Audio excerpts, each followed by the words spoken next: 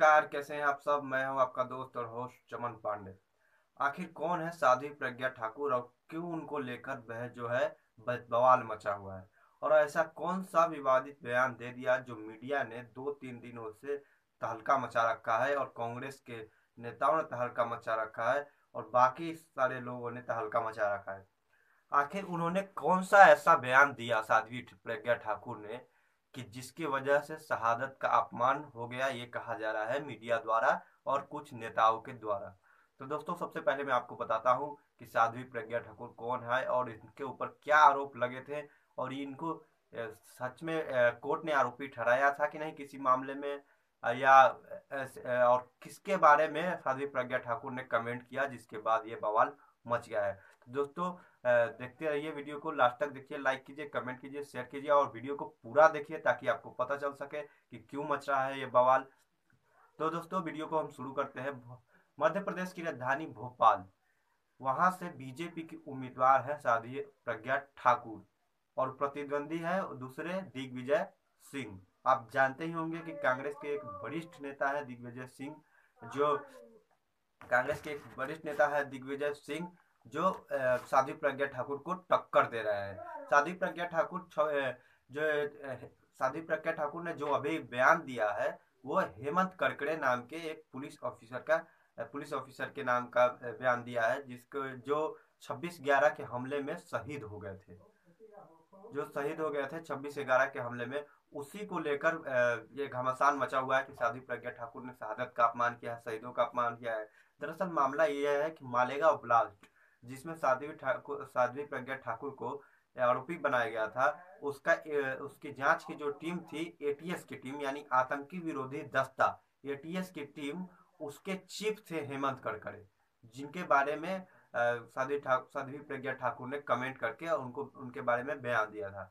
दरअसल बात यह है कि साध्वी ठाकुर ने एक पत्रकार और मीडिया से बात करते हुए कहा था कि मुझे बहुत तरह तरह की यातनाएं दी गई थी, मुझे निर्वस्त्र करके मारा गया था, पीटा गया था, मेरे घाव पे नमक डाला गया था। और ये काम जो है वो हेमंत करकरे के ऊपर आरोप लगाया और हेमंत करकरे को दोषी ठहराया इसमें, कि बेकसूर होते हुए भी हेमंत करकरे और हेमंत करकरे आपसी मतभेद के कारण उन्हें गिरफ्तार किया गया था। तो दोस्तों, यही एक मामला है जिसके बारे में साफ तहलका मचा हुआ है कि अगर हेमंत करकरे 26/11 के हमले में शहीद हो गए हैं, अब उनके ऊपर सवाल उठाना, उनके जांच के ऊपर सवाल उठाना, ये बहुत शहादत का अपमान है।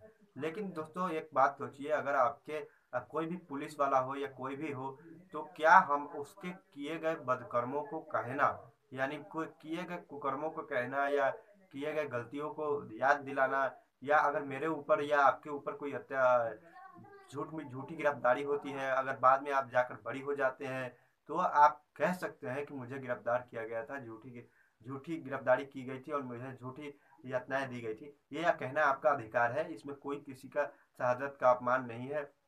मुझे ऐसा लगता है या सब बाकी लोगों को भी लगना चाहिए ऐसा। साध्वी प्रज्ञा ठाकुर जो है मालेगांव ब्लास्ट से बरी हो चुकी हैं, यानी अदालत ने उन्हें इस मामले में निर्दोष ठहराया है। इस वजह से उनका कहीं कतई जो है विपक्षी का प्रोपेगेंडा था कि हिंदू आतंकवाद था, हिंदू आतंकवाद था। और ये सब बहुत से, चाहे समझौता ब्लास्ट का हो या साध्वी प्रज्ञा ठाकुर का मालेगांव ब्लास्ट के कनेक्शन, ये जिस तरह से इसको प्रोपेगेंडाई किया गया था कि हिंदू आतंकवाद है, हिंदू आतंकवाद है, ये बहुत गलत था। और कांग्रेस ये बहुत ही ज्यादा करती आई थी, कांग्रेस के नेता भी बहुत ज्यादा करते आए हैं कि हिंदू आतंकवाद इसी से जुड़ा हुआ है, आरएसएस आतंकवाद।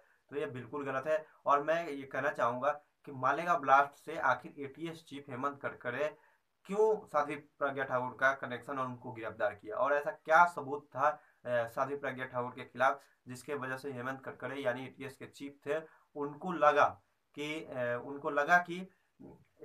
साध्वी प्रज्ञा ठाकुर का इसमें कोई कनेक्शन है। तो मैं भी दोस्तों बताता हूँ कि एक बाइक थी जिसमें आईआईडी ब्लास्ट हुआ था, एक बम होता है वो ब्लास्ट हुआ था। वो बाइक एबीपीपी यानी अखिल भारतीय विद्यार्थी परिषद के पूर्व सदस्य था, यानी पूर्व सदस्य थी उस वक्त साध्वी प्रज्ञा ठाकुर, उनके नाम पर रजिस्टर था। बस ये एक ही ये कारण था जिसके एटीएस के चीफ हेमंत करकरे ने गिरफ्तार किया था साध्वी प्रज्ञा ठाकुर को। जाहिर सी बात है, कोई भी पुलिस वाला अगर उनको ऐसी सबूत मिलती है तो वो गिरफ्तार करेंगे ही। तो दोस्तों घुमा फिरा कर जितना भी बवाल उठा है वो हेमंत करकरे के बयान के ऊपर ही उठा है। और उनके ये ऐसा कहना कि उनके शहादत का अपमान किया गया है, शहीद का अपमान किया गया है, ये बिल्कुल गलत होगा। क्योंकि अगर आपके साथ कुछ यातनाएं होती है, कुछ गलत होता है, जो आपका अधिकार है उसको बताना और उसको मंच पर रखना। अगर अगर वो बंदा कहीं देश के लिए शहीद हुआ है, किसी 26/11 हमले में शहीद हुआ है, तो उससे उसको कोई लेना देना नहीं है।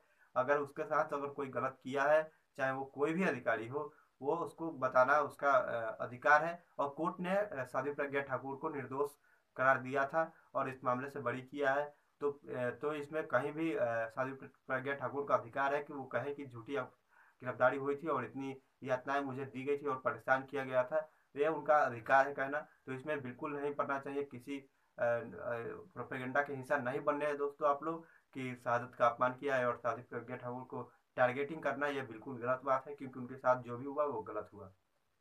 तो वीडियो अच्छा लगा हो तो लाइक कीजिए, कमेंट कीजिए, शेयर कीजिए और कमेंट बताइए आपको कैसा लगा। नमस्कार, कैसे हैं आप सब। मेरे चैनल में फिर से स्वागत है। वीडियो अच्छा लगे तो लाइक कीजिए, कमेंट कीजिए, शेयर कीजिए और बेल आइकन को दबा दीजिए ताकि वीडियोज आपको सबसे पहले मिल सके।